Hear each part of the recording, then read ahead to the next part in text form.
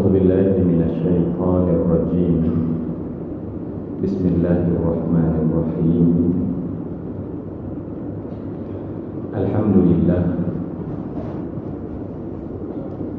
لله الذي هدانا لهذا وما كنا لنهتدي لولا أن هدانا الله.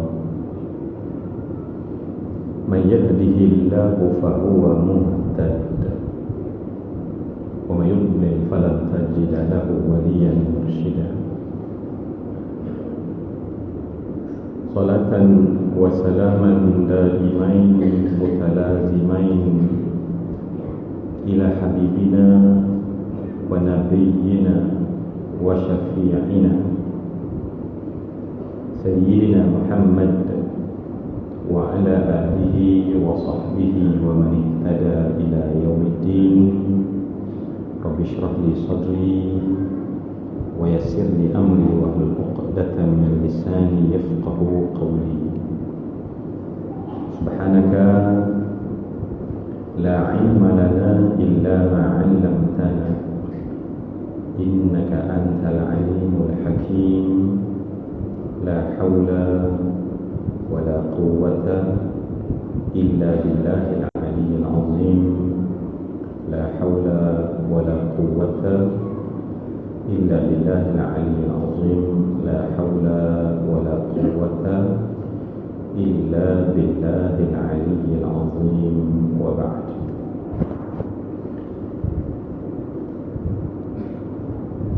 Yang berbahagia Tuan Imam, yang berbahagia pihak masjid, anggota kuasa masjid,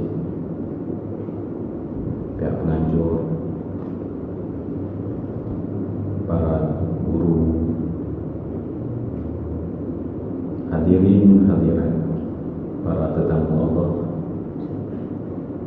yang sama-sama hakikatnya pada malam ini yang patut kita rasakan dalam hati adalah perasaan syukur yang tidak terhingga ke hadirat Allah, kerana Allah Subhanahu wa Ta'ala telah memberi satu perkara yang namanya adalah Al-Inayah. Al-Inayah inilah yang menjadikan manusia-manusia yang telah Allah berikan Al-Hidayah mampu melakukan apa yang ditunjuk oleh Allah Subhanahu wa Ta'ala. Wahai sahabat-sahabat yang telah memasang niat beriktikaf dalam rumah Allah, datangkanlah rasa syukur kepada Allah Subhanahu wa Ta'ala di atas nikmat inayah, sehingga sama-sama kita rasa jinak untuk duduk dalam rumah Allah Subhanahu wa Ta'ala ini.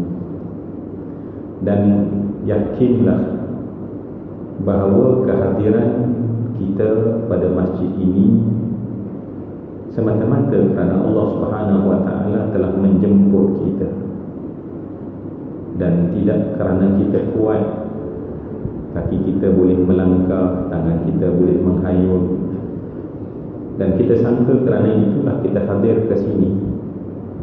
Bersihkanlah hati, kerana tadi kita menuturkan kalimah la haula wala quwwata illa billah.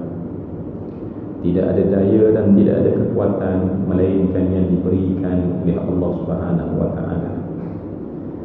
Daya dan kekuatan inilah satu nikmat yang sedang Allah berikan dengan begitu baik dan sedang masuk dalam hati nurani setiap orang daripada kita. Allah melihat wajah-wajah kita, dan Allah Subhanahu wa Ta'ala sedang menunggu penyataan syukur kita. Saya suka mengulang Sayyidina Umar Ibn Khattab, setiap kali beliau melakukan satu-satu ta'abbud, ketaatan, maka orang akan mendapati bahawa bergenang pada kelopak matanya air matanya, dan kemudian air matanya mengalir. Ketika ditanyakan mengapa, hanya kerana nak ucapkan dan merasakan syukur pada Allah, kerana Allah memberikan kesempatan untuk melakukan ketaatan kepadanya. Apatah lagi semua yang saya hormati dan saya kasih sekalian, kita sedang duduk pada malam-malam terakhir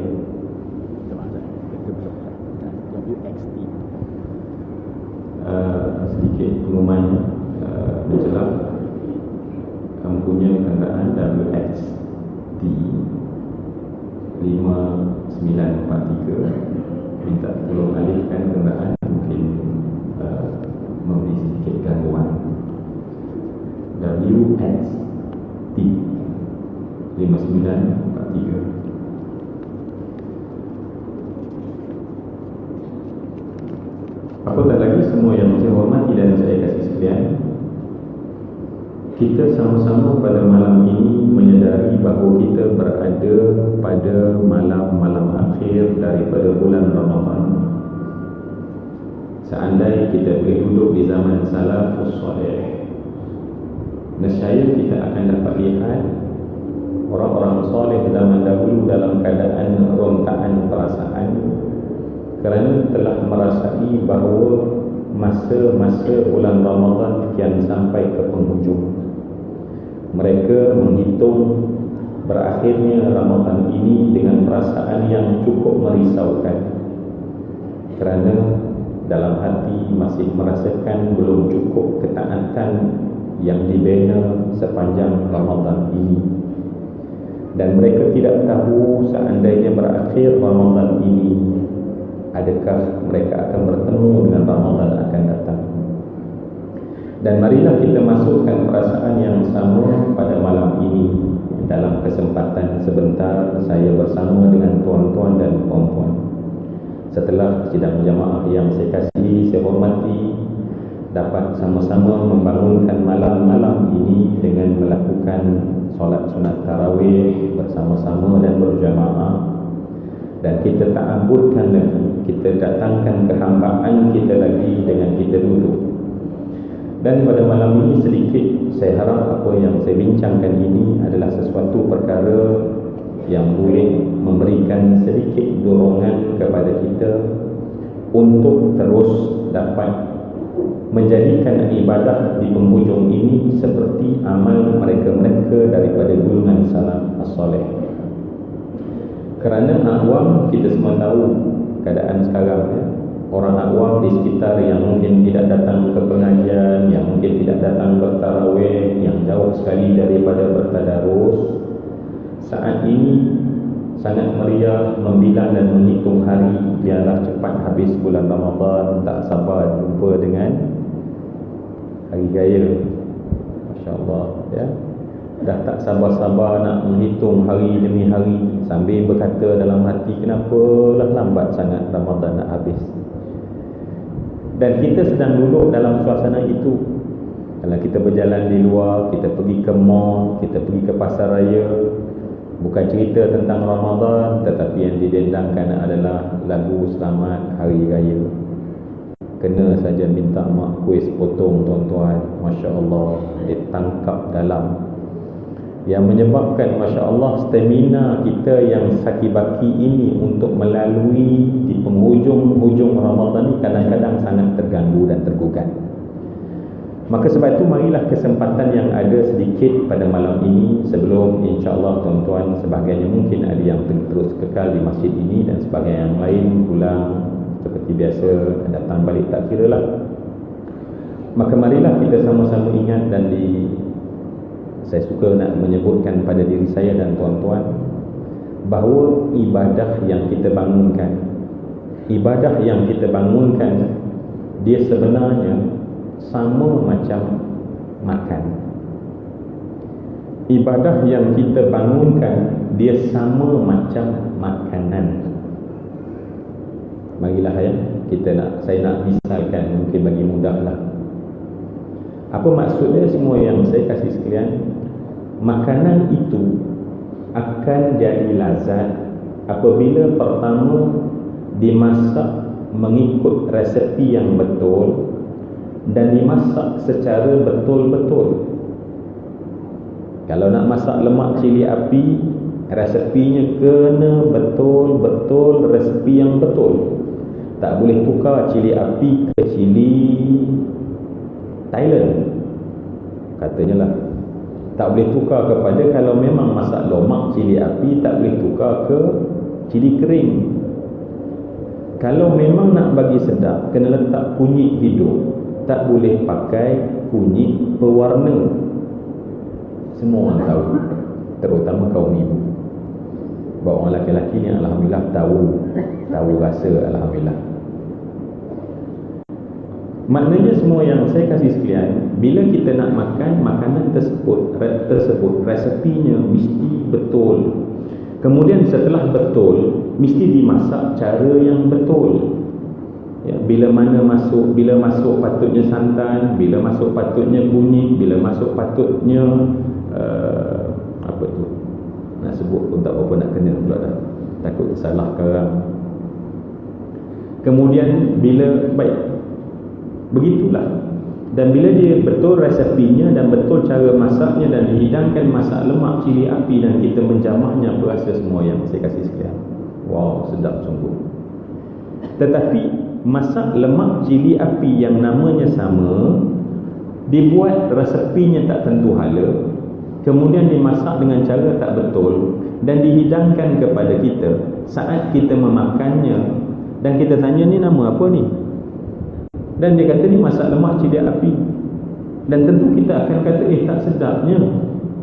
Baik, kalau begitu masak lemak cili api yang namanya masak lemak cili api tersebut, ada yang sedap, ada yang tak sedap. Ada yang sedap hanya kerana dibuat cara betul daripada resepi yang betul. Rupanya ibadah macam tu, tuan-tuan.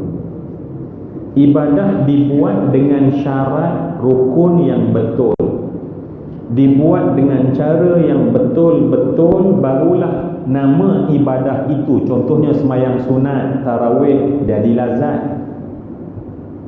Tetapi ada juga namanya macam tadi masak lemak cili api, tetapi Masya Allah tak sedap.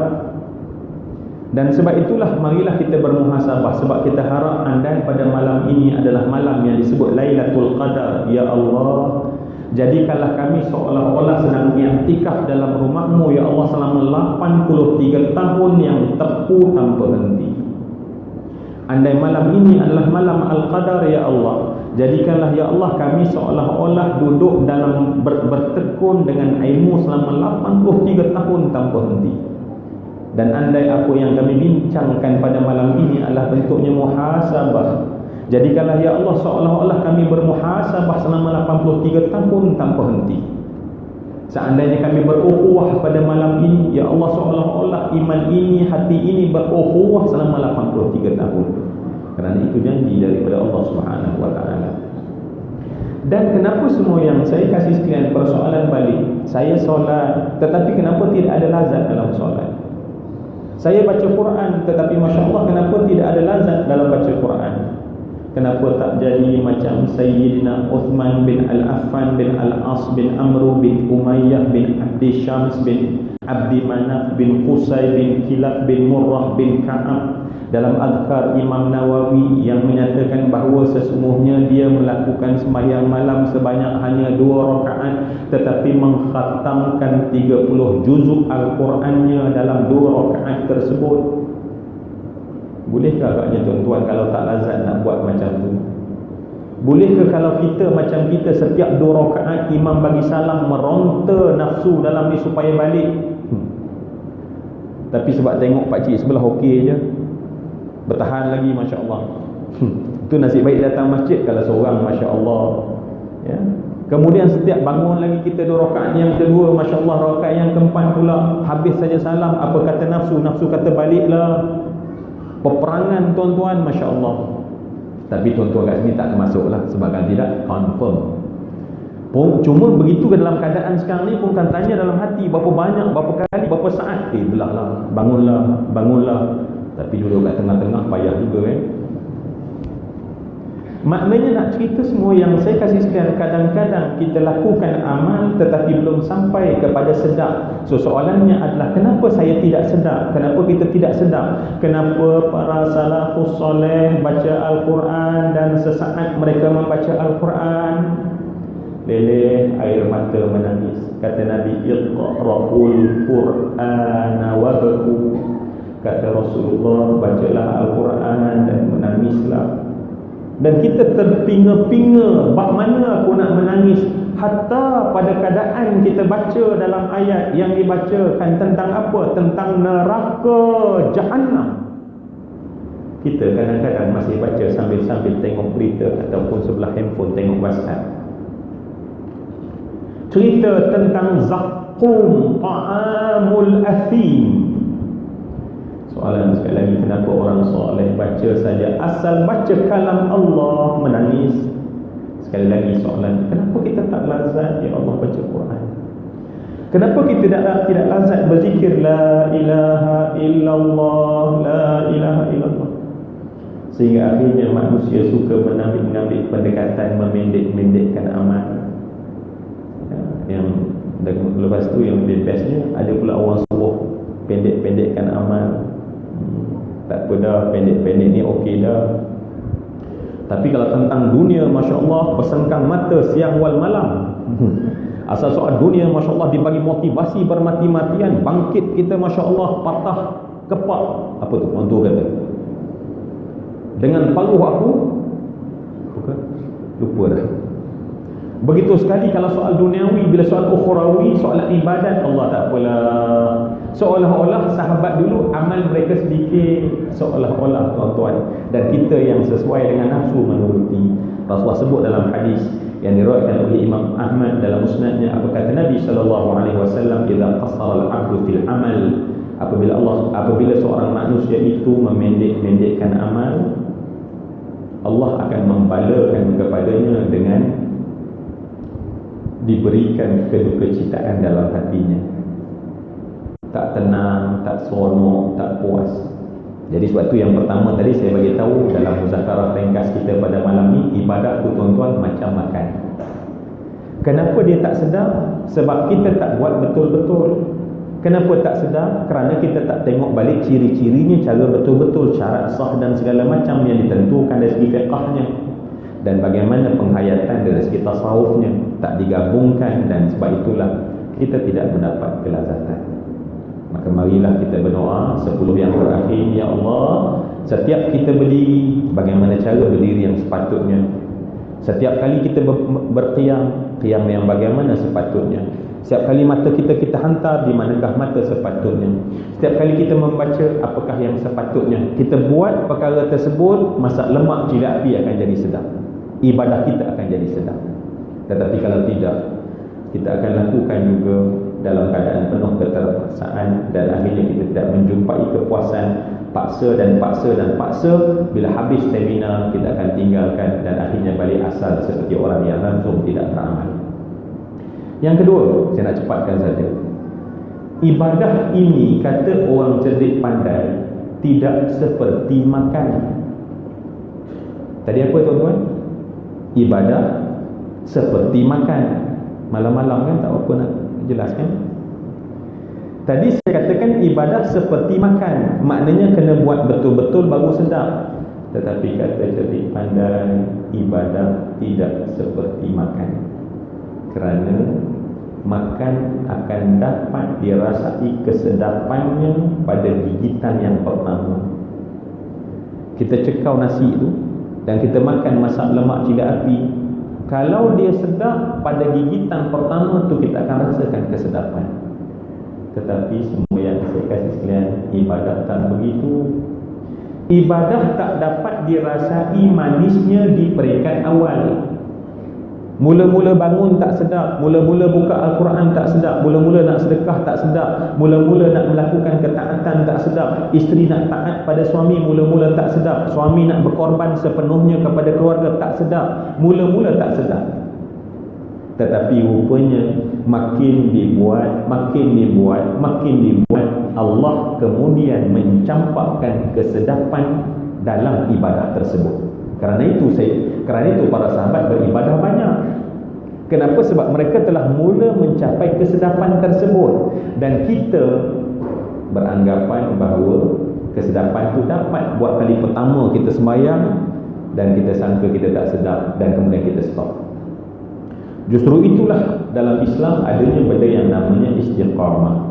Kesedaran dalam ibadat hanya dapat bagi orang yang istiqamah dalam amalnya.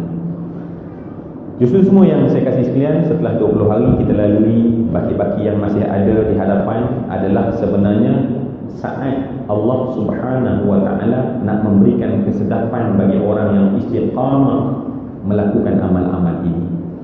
Dan marilah semua yang saya kasih sekalian sebagai nilai tambah, tajuk saya pun bila saya tengok balik dalam poster tadi, andai ini adalah Ramadan terakhir, dan tajuk itu pun saya baca dalam keadaan getaran dalam hati saya, dan saya fikir untuk saya kongsikan bersama dengan tuan-tuan. Mungkin dalam bincang kita setelah kita semua tahu pada malam ini untuk kita melakukan ketaatan dan kebaikan yang kita nak teruskan di baki bulan Ramadan ini, saya ingin kongsikan sebuah kisah tuan-tuan. Dan kisah ini saya kira adalah kisah perlahan-lahan yang saya hanya nak rangkumkan daripada bentuk apa yang kita nak bincangkan pada malam ini. Boleh ke tuan-tuan? Allah, baik semua. Tempat lain tak boleh sebenarnya. Apa yang saya nak kongsi tuan-tuan, sebab adinda saya, saudara Jai, dia bagi tajuk tu agaknya, ya, andai ini Ramadan terakhir. Dan saya seperti tertarik untuk berkongsi sebuah kisah. Dan kisah ini semua yang saya kasih sekalian, saya mungkin tak cerita beberapa tempat. Dan saya pernah cakap kisah ini mungkin dalam radio IQ, mungkin. Tetapi mungkin kerana kisah ini saya nak ulang dan sebut pada tuan-tuan, adalah sebuah kisah yang saya dengar di bulan Ramadan oleh si pencerita kisah ini tentang peribadinya. Dan tuan-tuan, tajuk ini juga sesuai untuk saya sebutkan, kerana tuan-tuan tak akan mendengar lagi kisah ini daripada beliau, kerana 8 tahun yang sudah datang kepada saya khabar yang menceritakan kisah ini telah dijemput pulang oleh Allah Subhanahu wa taala. Artinya dia telah dijemput pulang atas nama kematian. Maka saya harap mungkin kisah ini ada kebaikan, mungkin menjadi satu jariah yang baik untuk beliau nun di sana, di alam barzakh. Kisah ini simple saja tuan-tuan, tetapi saya menghayati kisah ini dan kemudian cuba melihatnya. Dan saya kira separuh daripada apa yang kita nak bincangkan dan syarahkan, seperti juga Al-Quran itu 1/3-nya adalah kisah untuk kita belajar. Kerana manusia belajar dengan kisah yang terdapat di hadapan matanya. Kisah ni tuan-tuan ialah kisah simple saja. Seorang masa ketika itu, kisah ni berlaku saya kira tahun tengah 90-an dahulu. Dan kisah ini berlaku ketika dia berumur 20 tahun. Dan dia berkongsi pengalaman bagaimana dia memeluk agama Islam ketika umurnya 16 tahun. Gadis umur 20 tahun bercerita kepada saya, dan saya bercerita kepada tuan-tuan kisah ini, bagaimana beliau memeluk Islam pada umur 16 tahun. Kisah ini berlaku di sebuah negeri di pantai di Malaysia Timur. Dan dia bercerita pengalaman dia. Dia kata apa dia? Ketika umur dia 16 tahun, dia masuk ke asrama dan kawan dengan kebanyakan orang-orang Islam. Dan dia kata apa dia? Ketika umur dia 15 tahun sebelum itu, dia membesar sebagai seorang Kristian. Dia ada abang, dia ada ayah, dia ada kakak, dia ada ibu. Dan mereka ini sangat kuat dengan agama Kristian. Kuat sangat. Besar dengan choir, besar di gereja, ya. Sehinggalah dia kata bila dia 16 tahun, semua yang saya kasih sekalian, bila dia berpeluang masuk ke asrama dan duduk dengan rakan-rakan di asrama, Dia kata, dia sebut apa? Tiba-tiba sesuatu perubahan yang dia mula rasa ada dalam hatinya. Dia rasa ada satu perubahan dalam hati dia. Perubahan tersebut dimula ketara bila semua yang saya kasih sekalian, bila dia rasa suka tengok kawan-kawan dia yang Islam memakai telekung. Dia tengok orang pakai telekung, bestnya lah. Dan kemudian ada masa-masanya dia akan pergi curi-curi tengok mereka-mereka yang sedang solat di surau dalam keadaan qiyam, rukuk dan sujud. Sedikit dalam hatinya terbetah perasaan seronoknya memakai telekung. Kemudian perasaan yang sebegitu makin kuat, dia kata, bila apa? Bila azan dan sebelum azan biasa dilaungkan, dibacakan ayat-ayat Quran. Dan dia biasa duduk mendengar kalimah Al-Quran dengan begitu asyik. Dia rasa seronok sangat dengar tentang Al-Quran, lazatnya kalimah Al-Quran. Dan bila laungan azan, makin lama perasaan itu makin kuat, dia kata. Rontaan dalaman perasaan ingin, sayang, kasih dan kemudian nakkan pada agama makin kuat dan makin kuat dan makin kuat. Sehinggalah dia tak mampu lagi menahan apa yang ada dalam hatinya. Satu hari dia jumpa dengan ustaz di sekolah itu dan dia minta kepada ustaz, tolong Islamkan saya, tolong Islamkan saya. Maka di surau tersebut dia mengucap syahadah, asyhadu an la ilaha illallah wa asyhadu anna Muhammadar Rasulullah. Semua yang saya kasih sekalian, saya sedang bercakap tentang seorang anak gadis umur 16 tahun. Saya sedang bercakap tentang seorang anak gadis yang umurnya 16 tahun, yang rontakan dalamannya hendakkan Allah. Dan pada hari dia kata, dia ucap asyhadu an la ilaha illallah wa asyhadu anna Muhammadar Rasulullah, di surau tersebut dia menangis. Dan dia tak tahu bagaimana nak menggambarkan perasaan syukur pada Allah kerana Allah memilih dia jadi seorang Islam.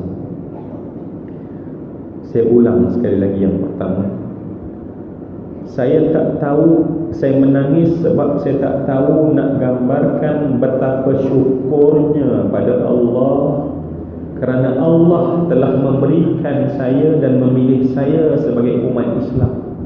Hari itu dia kata saya menangis semahu-mahunya.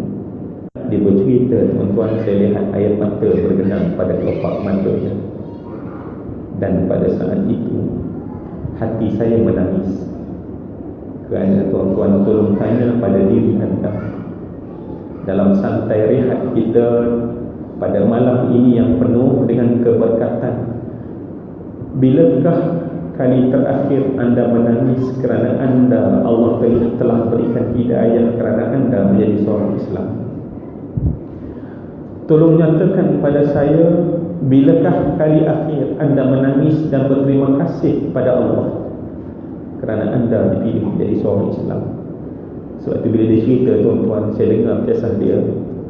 Dia telah berumur 20 tahun masa dia cerita.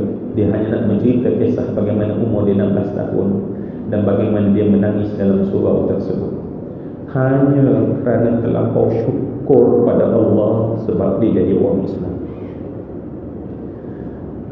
Cuma tuan-tuan, dia kata apa dia? Sebab dia masuk Islam tu lebih kurang 2 bulan sahaja dalam tempoh pembelajaran, dan kemudian terpaksa cuti panjang. Jadi dalam tempoh 2 bulan itulah dia belajar dan dia bagi tahu pada ustaz dan kawan-kawannya yang lain, sebab ada undang-undang tentang 16 tahun, 18 tahun, tuan-tuan. So dia minta sangat pada ustaz, kawan-kawan, tolong jangan bagi tahu kepada keluarga dia yang dia telah memeluk agama Islam.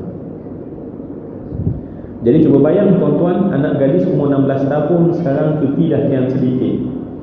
Dan bila habis persekolahan sekian sedikit dan kemudian masuk cuti panjang, dan dia tidak ada pilihan melainkan balik ke kampung. Rumah dia, tuan-tuan, di pedalaman dan kemudian sebelahnya hutan. baliklah dia ke kampung.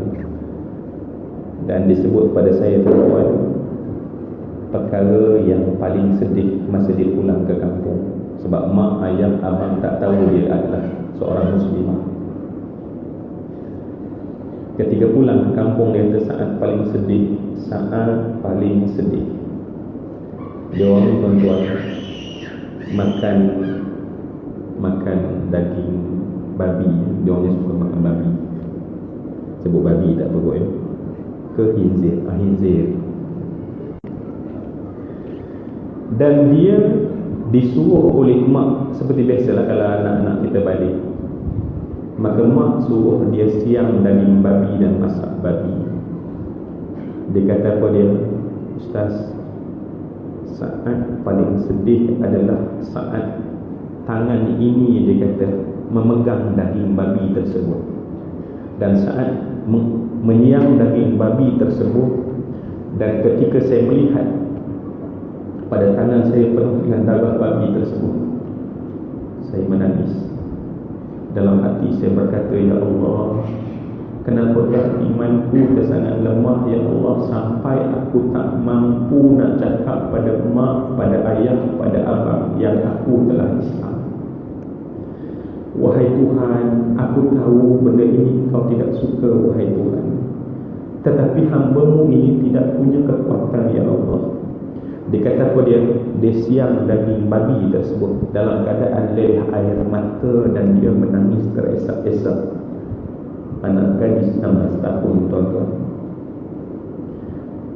Setelah dimasak, dia cuba untuk tidak makan, dan kemudian bila ada masa, dia akan bersihkan tangan yang dia samak untuk supaya dia tidak terikat dengan najis tersebut.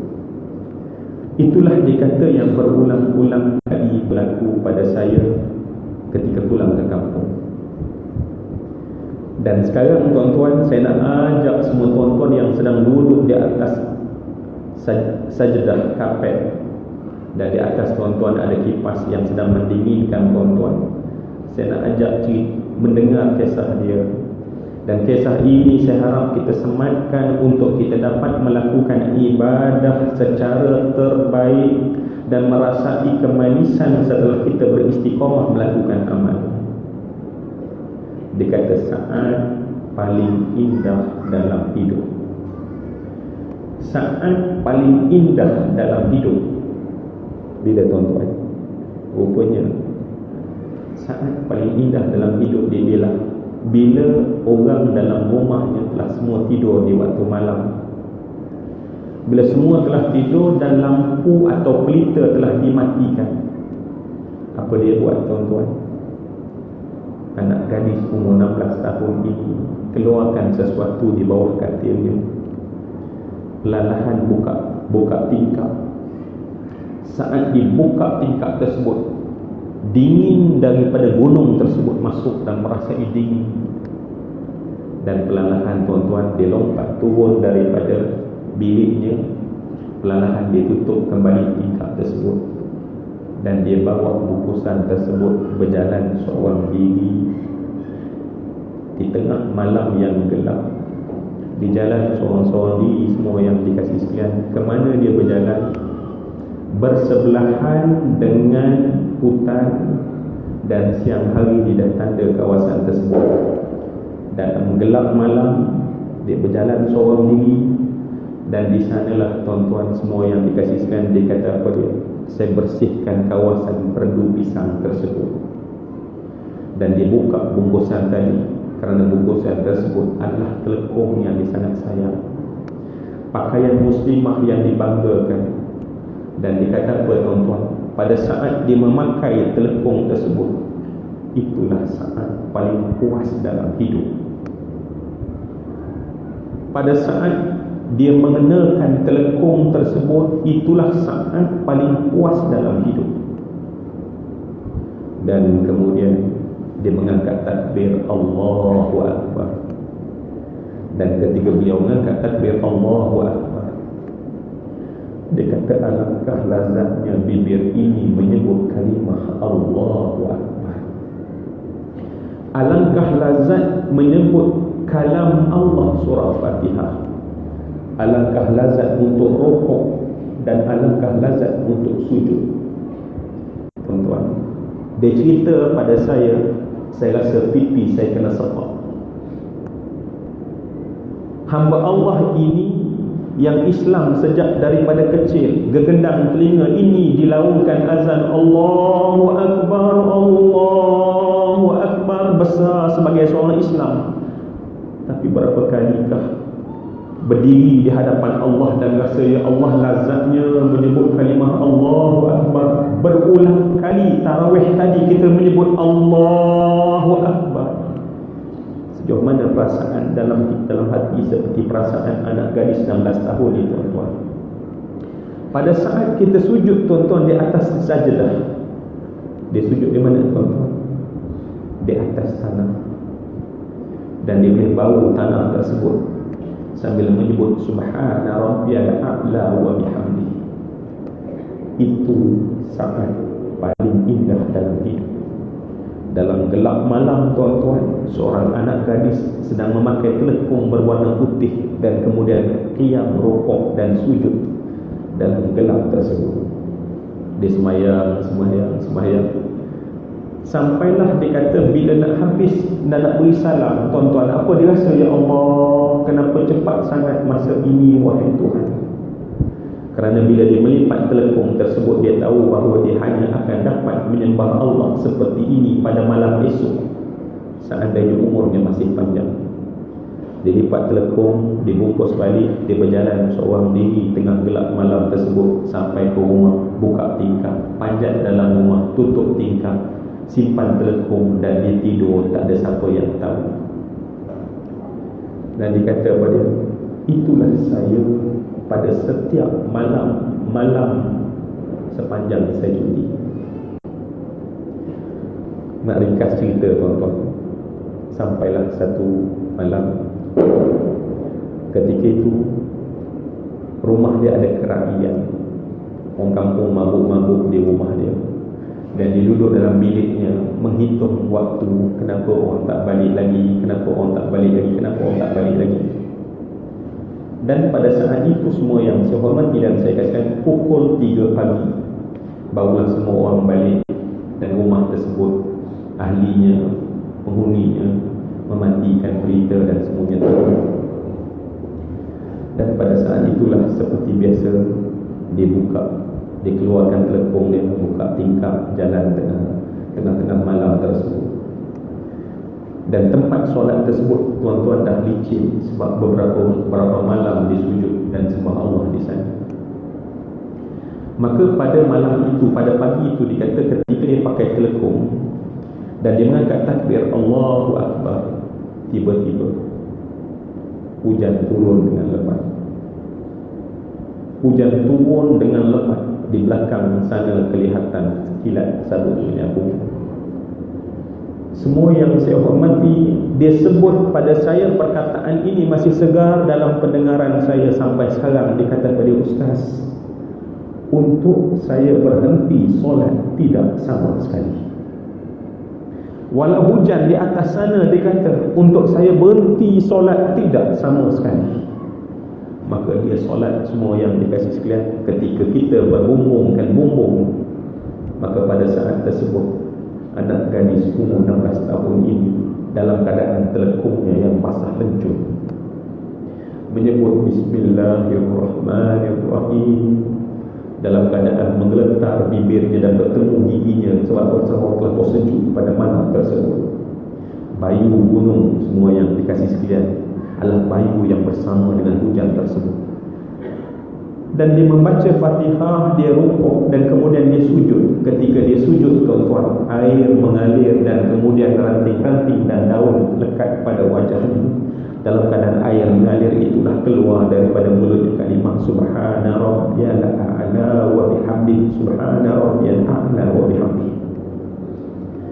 Dia bangun dalam gelap dengan kilat, dan dia nampak cahaya kilat terbias daripada daun pisang kesan daripada hujan tersebut. Maka di sanalah dia menyembah Allah Subhanahu wa ta'ala dalam gelap tersebut.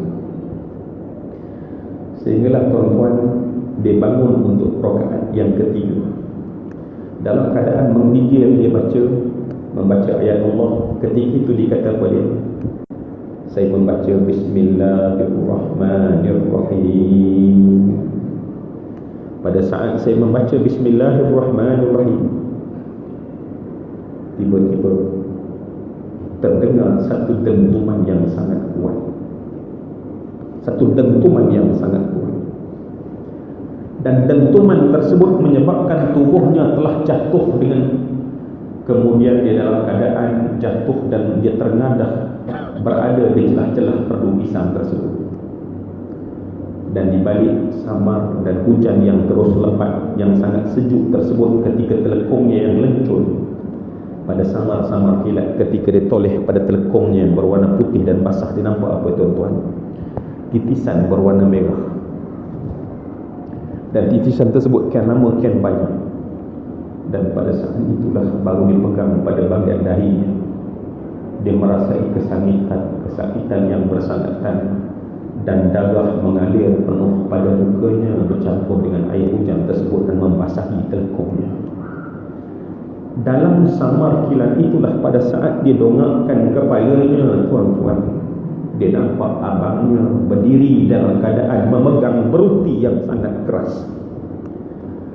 Dan dentuman tadi adalah ayunan beruti yang tepat pada dahinya, dan dia jatuh tersungkur di hadapan perdu pisang tersebut. Ketika dia tengok darah mengalir dan bau hanyir darah tersebut kena pada tubuhnya, dia kata kepada dia, abang saya dalam keadaan separuh mabuk seperti orang kena rasuk. Apa dia buat tuan-tuan? Menghentak dia, menghenyak dia, memukul dia. Dan pada saat itu, dalam gelap malam, hujan yang lebat, anak gadis umur 16 tahun disepak, ditajam dan dipukul, dan tubuhnya terhumpan dan terhayun ke kanan dan ke kiri. Cuma dengarlah semua yang dikasih sekalian, dia kata kepada dia, setiap kali tumbukan kena pada tubuhnya, setiap kali pukulan kena pada tubuhnya, sepakan dan terajam kena pada tubuhnya, yang keluar daripada mulutnya adalah kalimah Allah, Allah, Allah, Allah. Dan tidak ada dengar pada malam itu melainkan bunyi hujan dan pukulan daripada mulutnya yang pecah keluar darah. Itulah kalimah Allah, Allah, Allah, Allah. Dan abangnya terus pukul dia semua yang dikasih sekalian. Sampai tahap mana dia cerita? Sampai pada tahap dia tidak mampu untuk bangun sama sekali. Dan abang dia penat pukul dia dan mencangkung di hadapannya, dalam keadaan mata memandang dengan penuh marah. Pada saat itu disebut perkataan ini semua yang dikasih sekalian. Dia kata apa pada abang? Dalam keadaan pecah mulutnya, berdarah mengalir darah, dia kata pada abang dia, abang boleh pukul tubuh saya sampai jadi hancur, tapi demi Allah, abang tidak boleh sentuh hati saya yang telah kenal Allah. Abang boleh pukul tubuh saya sampai jadi hancur, tetapi demi Allah, abang tidak boleh sentuh hati saya yang telah kenal Allah. Ucapan tersebut dikata apa dia? Ucapan yang terakhir sebelum dia terus tak sedar. Dan dia cerita bila dia pingsan selama 24 jam, dan dia sedar ketika dia terbaring di atas katil hospital. Ketika dia buka mata, semua yang dikasih dia bengkak muka dia. Seluruh yang luka telah dijahit, yang patah telah disimit, dibalut dan dirawat. Dia terbaring, dia buka je mata, seluruh kesakitan datang. Dan pada saat tersebut dia tengok ibunya yang sedang duduk di sebelah dia, abang dan ayahnya yang berada di luar, di pintu bilik hospital tersebut. Tolong dengar apa dia cakap, semua yang dikasih sekalian.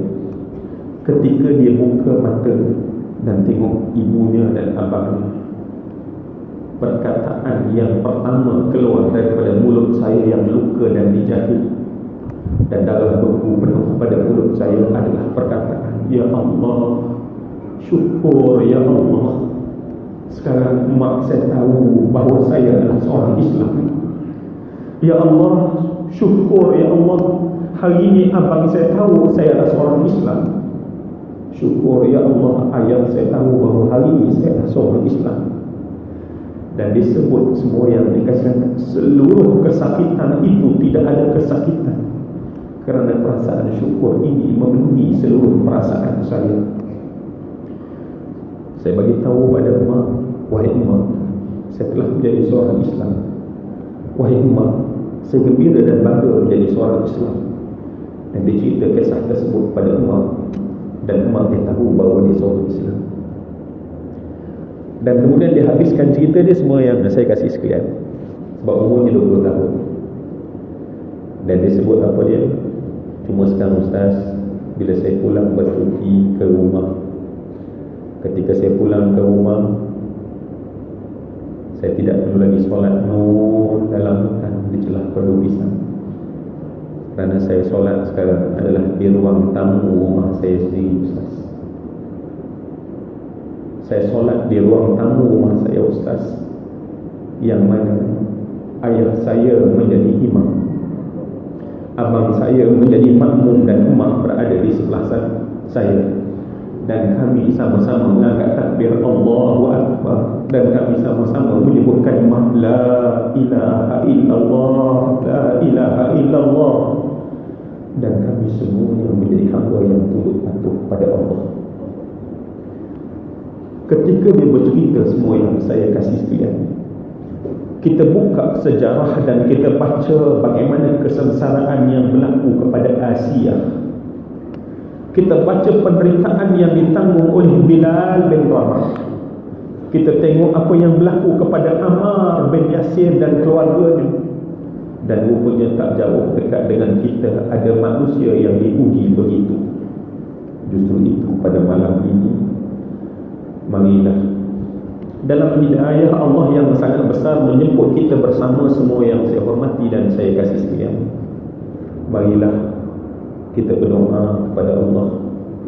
Ya Allah, jadikanlah setiap yang ada di sini, ya Allah, pandai bersyukur kepadamu, ya Allah, di atas nikmat kerana kami menjadi seorang Islam, ya Allah. Ya Allah, jadikanlah setiap yang ada di sini, ya Allah, pada setiap kami rukuk dan sujud, ya Allah, bersyukur kepadamu, ya Allah, kerana kami boleh sujud dalam rumahmu, ya Allah.